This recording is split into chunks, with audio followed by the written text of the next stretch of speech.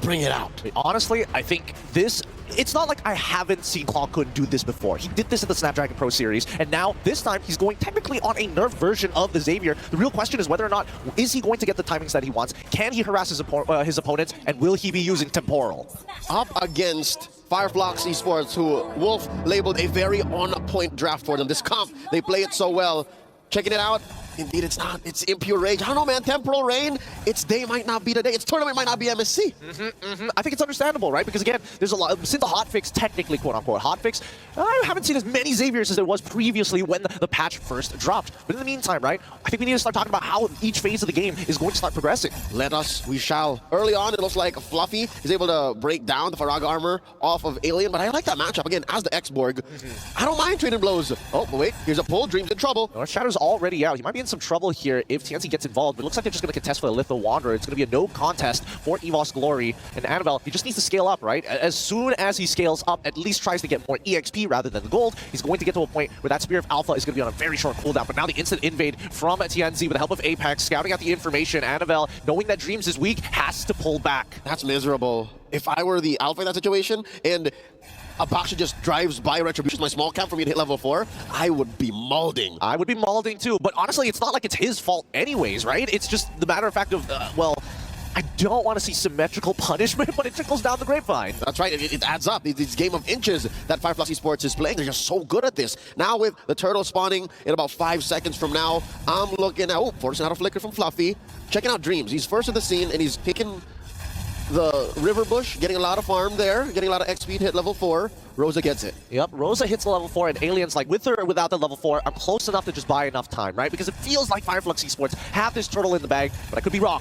Look at them. They're going to slowly take some space. Rosa ready to pop the Nether Realm. Dawning Light already coming out. Alien, he's kind of low, but TNC secures that turtle. And now the rest of the team, with the help of the Nether Realm, going insane with the last insanity. Apex finds first blood as Dream looking to engage, but man, Apex 47, great positioning.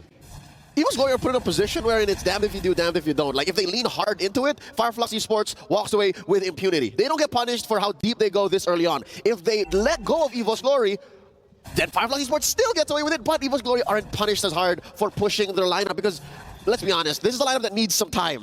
Alpha, despite being a fighter jungle, needs maybe 1 or 2 items before he can really get in there and get underneath Yenzi's skin. That, and of course, Clockhood needs to scale. Clockhood needs items for his Dawning Light to do its thing. Yep, he needs some really good damage, and not to mention CDR, right? I think that EVOS Glory at this point of time, if they want to get aggressive, they really have to count the numbers of Flux Esports because they are very much playing as a synchronized team. You never see one without the other. They are together in the deepest meaning of the word, in every sense possible. Even if they are spread out on the map, best believe the 2 or 3 years they've been playing together is more than enough for them to communicate and synergize on a macro level. Something to note, because of this game of inches that Flux Esports has been playing, they're already up by 1,500. What?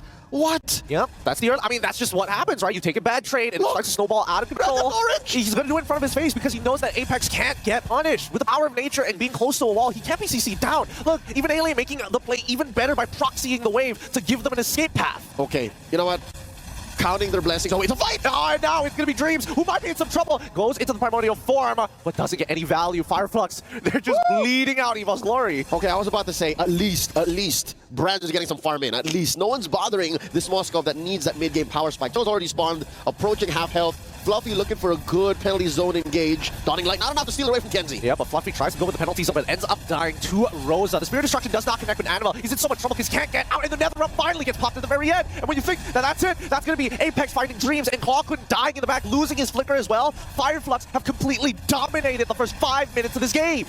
And I'm thinking Brands now has survivor's remorse. He's thinking, here I am up top, all alone, getting this gold lane experience at home, and the rest of my team are dying for my sake. What do I do? He was the one who got on the live boats when the Titanic sank. He's just looking around. It's just me left. Where is everybody? How does he make up for it, right? Can he? That's the question, because, dear Lord, 5 minutes in, Flux Esports are up 4,000 gold. I bet the Turkish are cheering right now, watching MSC 2024 at EWC, but a good chunk of Indonesian fans, the EVOS fam, they're just, they need this win. They're holding out hope, right? They're waiting for Flux Esports to make a mistake. They're waiting for EVOS Glory to hit those power spikes. The longer this game goes, it's just the odds stacking against EVOS Glory. They're just going to have to play it minute by minute. And that's the only way they can right now. That there's no shortcut to a comeback. And look at this, TNZ coming through, gonna help clear this wave.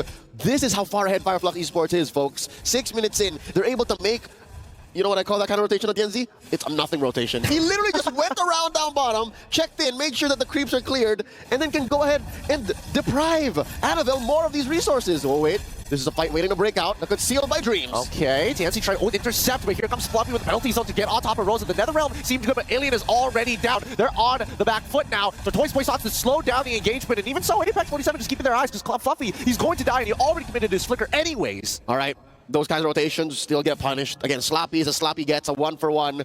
That's as good as it can get for EVOS Glory, and Fireflux Esports, I bet that did serve up a reality check for him. That did make him go, all right, we can't do those kind of things anymore. Like, every move still has to matter. TNZ here committing Grand Theft Purple, and of course, last turtle up. I don't know if there's any chance for EVOS to contest, but it looks pretty clear. Yeah, it's looking pretty clear. I don't think it's worthwhile, right? Annabelle is already 2 levels down. If he jumps in with the Spear of Alpha, he has no escape mechanic after that. Here we go, the full fight is going to start breaking out. The backlines of Dreams getting absolutely blasted here. Flickers away, still dies. Sunshine finds Dreams initially, but TNZ ends up going down. Annabelle, oh my goodness, he found Apex 47. This would be good if he can survive, but I don't think he's left out in the open, but still, Mach just make the play. They find a trade back with the help of Clockhood, and that is the best case scenario. EVOS Glory walks away with a 2-for-3 plus a turtle on the way out. Where did they dig that out from? Say goodbye to that 4K, 5K gold lead. Approaching the 8-minute mark, they have closed the gap. What's going on? Here's another look at that, the STC replay.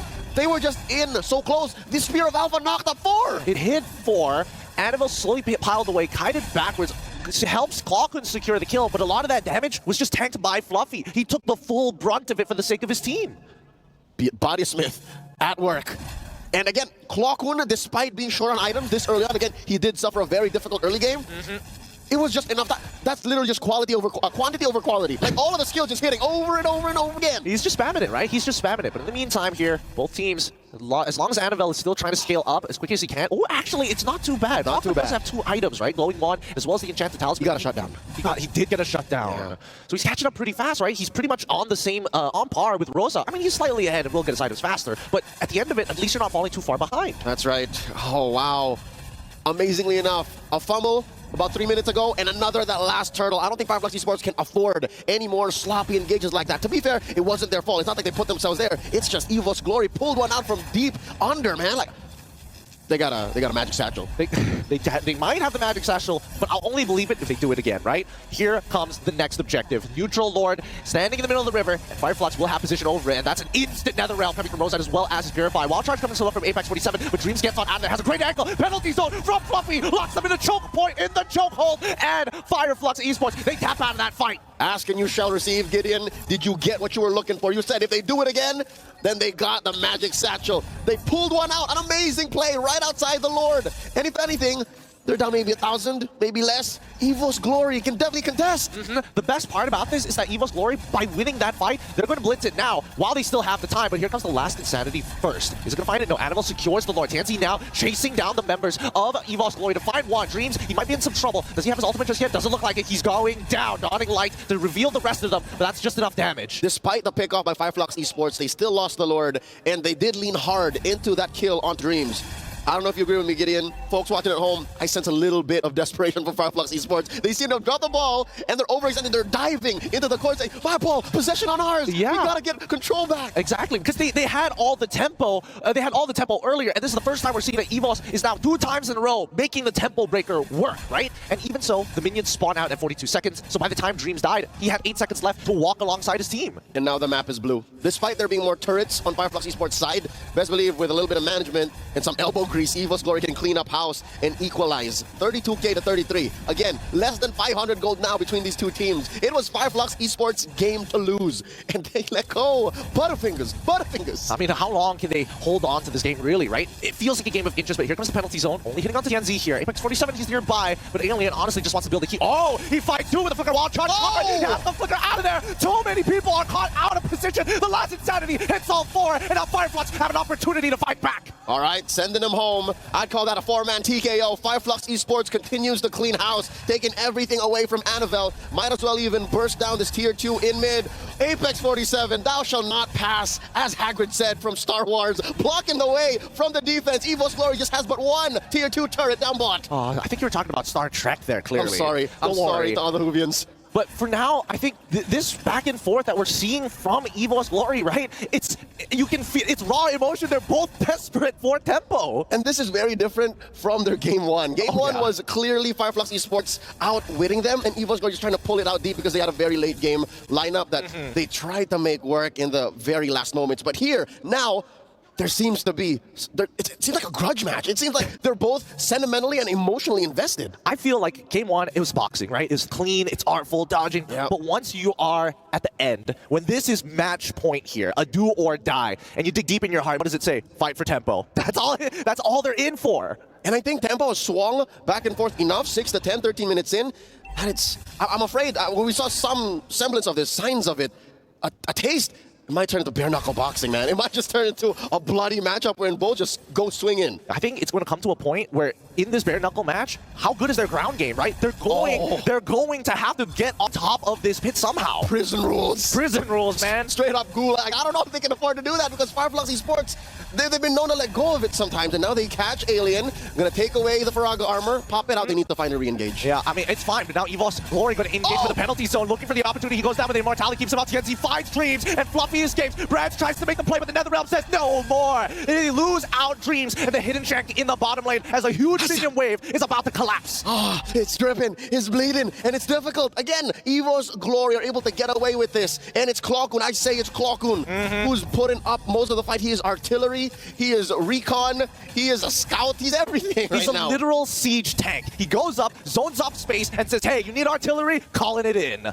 And what's difficult, all right? What's difficult with that kind of situation is they need so much. Another engage by Firefly. Oh, Apex 47 is not letting Annabelle get away from the back line. And Fluffy might just be going down, and Sunshine is checking out that front line. Clockwood does find Apex, finds retribution for his team. And that's the difficult situation that EVOS Glory seems to claw themselves out of, all puns intended. Clockun is a softie. Brands is a softie. Annabelle, he's a fighter. Fluffy only really gets sustainable the lower his health gets, which isn't what you want to do.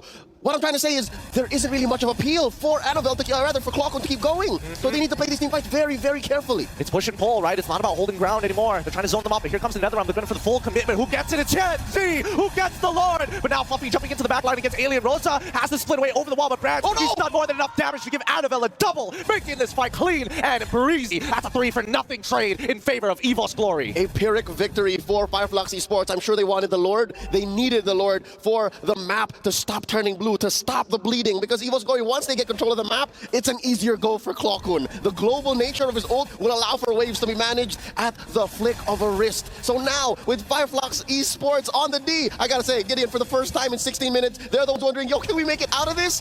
Where have they gone wrong? Because so far, they're playing the same way. Apex is finding great wild charges, putting up great Guardians barriers. Is Alien and TNZ dying too soon? It's tough to say. Wait, hold on. TNZ now retributing Clockwood, using it to Toy Spice on. He's bleeding out. He's out and about and dead. Apex 47 goes for Dreams, now forcing the Primordial route to come out and Sunshine melts him like butter. Flux Esports clap back and now have an opportunity to maybe break open an inhibitor and close out this game. Can confirm this is a fight, no longer a battle, no longer a game. This is a straight up fight. Out of nowhere, a two-man pickoff for Flux Esports. And now EVOS Glory, Fluffy, Brands, Annabelle fighting for their lives, protecting their inhibitor. There's a big wave in mid. This could be it, the penetration in mid. They can hold on. 5 more seconds is all they need for Clockwood to get back to life. TNC tries to zone them away and even popping in early to Toys Poissons. But look at that top side. If EVOS could protect it, maybe they've got an opportunity. Penalty zone to try and clear it, but it gets pulled back and force the flicker away. The Queen's Wings purchase keeps him alive. But at this point in time, Flux have taken all they needed. All right, the Turkish make the call. We've dropped the ball a little too often here in game number 2. 17.5 minutes in. They say, you know, let's just wait for the Lord. A minute off. They're going to wait for that Lord, and when we look at these items, you can see that even Fluffy is taking the support position, right? His Roam Boots has courage on it. He's like, Brands, it's all up to you. Brands and Annabelle. Brands and Clockun, rather. Annabelle, I don't know. It's so hard to be Annabelle here. He's a one-time CC, and then maybe some true damage here and there. But so far, 5, 2, and 4, I didn't even notice young man at 5 kills. Yeah, I mean, he's been engaging every single time you see that NetherRealm come out. Either he uses it to get out or clumps them up even closer to each other to blow up the temp HP as soon as possible. And so far, it's worked. I'd say 3 out of 5 times. That's what made this match all the more closer, all the more a nail-biter. And now 10 seconds away from the Lord. TNZ freezing that top lane, giving Fluffy something to think about. freezing the resources that they can get, because you are still looking at a, oh wow, dead, even game. No extra gold, no extra resources to get your kit up. And now we begin as close to a dance as you can in July of 2024. Here we go. Once again, Conceal comes on through, forces the Spear of Alpha, and now they're chasing down Annabelle. Oh, Winter Crown protects him. Oh, the Spear of Destruction does not connect. Penalty Zone comes on through, and Fluffy loses his immortality. Will he get the Spear of Destruction in time? No. The rest of the team trying to peel backwards, but they're moving forward as Annabelle is out of there. Last Insanity finds Fluffy, but the rest of the team has backed away. Fire Flux weakly gets an immortality for Alien. He's back up to speed. They lose nothing, but Fluffy is down for the count. Okay, that's a man down for EVOS Glory. Given how close these fights are, I don't think you want to contest with a 4v5. You don't want those odds. You don't like how that might turn out. Giving the Turkish another massive Lord. Gideon, this is an evolved Lord. Team fights with the big one are going to hurt even more. I mean, here's the thing. At least with EVOS Glory, they have high ground defense with Clawkun being alive, right? He can get Dawning Light after Dawning Light after Dawning Light, roughly about 15 to 12 seconds with his passive available.